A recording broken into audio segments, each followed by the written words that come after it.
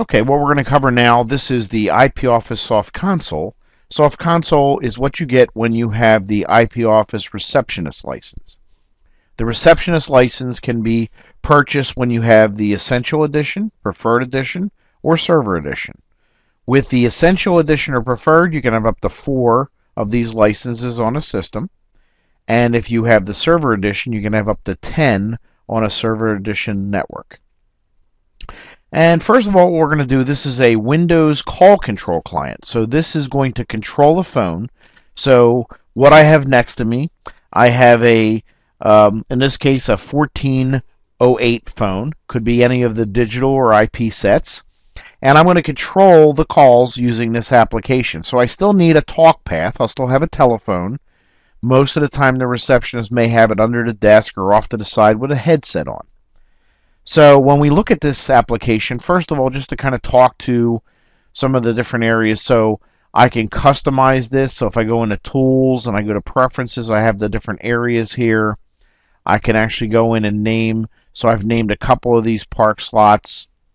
So I can name this one Support, for example.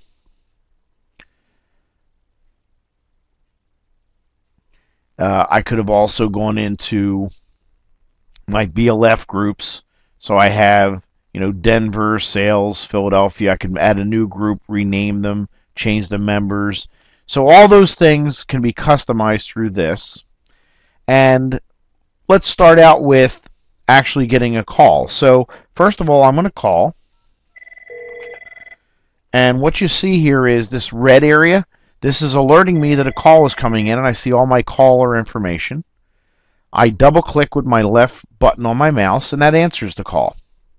Now these buttons up here change when I'm on a call. So here you can see I can hold the call, I can transfer it, I can hang up, I can record the call. So those become active based on where you are in a call. So let's say I'm on this call and I need to put the person on hold. I can drag it down, drop it into a hold area. What's nice about this hold area, you'll have all the information on the caller. You can tell that he's been held now for 10 seconds, 11 seconds, right? So if I want to pull him back, and I can pull a specific call back off a hold. If I had like 4 or 5 calls on hold, I can go to the one I want to pull back. I double click on it. It's going to bring that call back to being a live call. Okay? So what happens is that's the way that works for that. Now, I could also park a call. So now I'm down here parked. Okay, and the way I did it was I just touched on the park, with the left mouse button. I could also drag a call down and drop it on a park.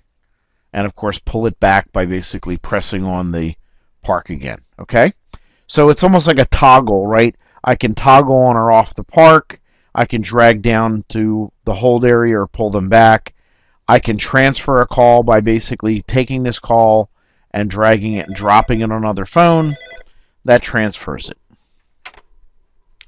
So next, over on the right-hand side, you have a couple of areas.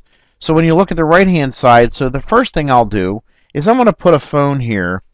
I'm going to put the Sid Rice phone on Do Not Disturb. So now we see it's a blue X here. So now I will come down and find Sid. And I'm going to go into Properties. And you see how I have a Do Not Disturb? I uncheck that. I hit OK. And you'll notice that on my phone, you can't see it, but I'll tell you the light went off. And on the icon for Sid, the blue X went away. So I can do things like turn on or off a forward, turn on or off a Do Not Disturb. So let's say I left the office, I forgot to turn Do Not Disturb off. I could call in, ask the receptionist to do that. So you have all those different areas here. I can drill down and see all the specific details here on Sid Rice. He's not on Do Not Disturb. He's currently, logged in. He's part of these different groups. Okay, so this is all things that the receptionist can see if the person's forwarded. So here I can see I have one voicemail message.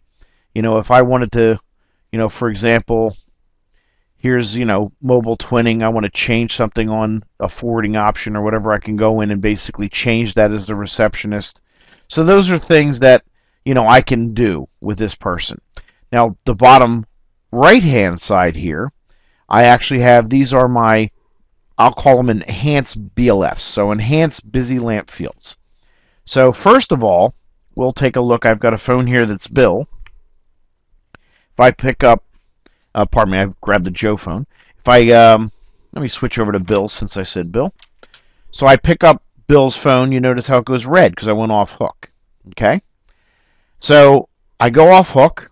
That person's red. So I know they're not available. They're on the phone. Again, I mentioned if I turn on the, do not disturb, I'll see a blue X there. So now Bill is on do not disturb. If I go over to Sid's phone and I turn his forward on, you'll notice that now there's a green little arrow here for forwarding.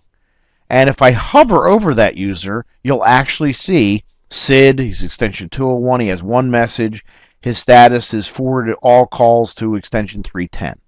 So sometimes this is helpful. The receptionist can almost help with troubleshooting, right? You have a phone that the person says, hey, my phone doesn't ring anymore, okay? And they don't realize that they forwarded their phone.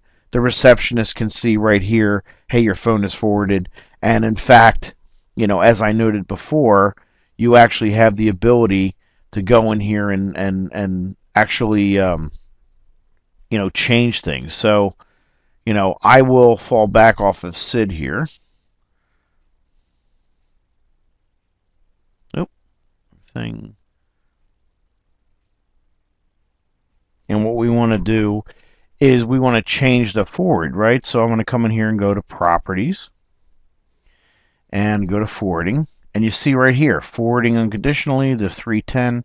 If I uncheck that, hit OK, you notice the green arrow goes off and now Sid is not forwarded. So again, the receptionist could turn that off if someone had turned it on and couldn't remember that they had turned it on even, or doesn't remember how they did it, right? Strange things can happen. So anyway, that is kind of a quick nutshell of Soft Console. One last thing I want to leave you with on Soft Console, the person can actually monitor the queuing, so to speak. So in this case, I have the queuing going, this group here is called main, okay? It's the main receptionist, right? So I'm going to dial to the receptionist.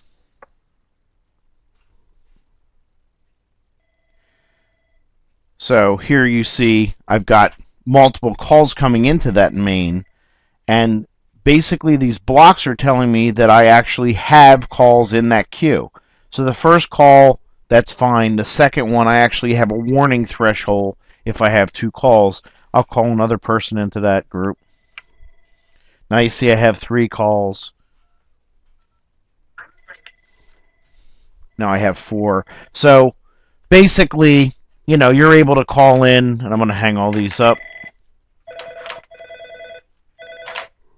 But you're able to call in and see. That could not only be the operator, that could be like you have a regular contact center and you have calls that are going into it. The operator has a level of visibility to see, hey, I have a lot of calls in that queue, and either they can take those calls, so they can select it, pull that call out, they're going to get the one that's been sitting the longest, or they could alert a supervisor, hey, there's a lot of calls in that queue, it's exceeded the warning. Okay, so those are things you can do with the Soft Console. Again, it's a call control application you get with a receptionist license, and it basically will make the receptionist, more effective. And again, this will work across a multi-site network, so it's not only just one site, but across a SCN or a small community network. Thank you very much.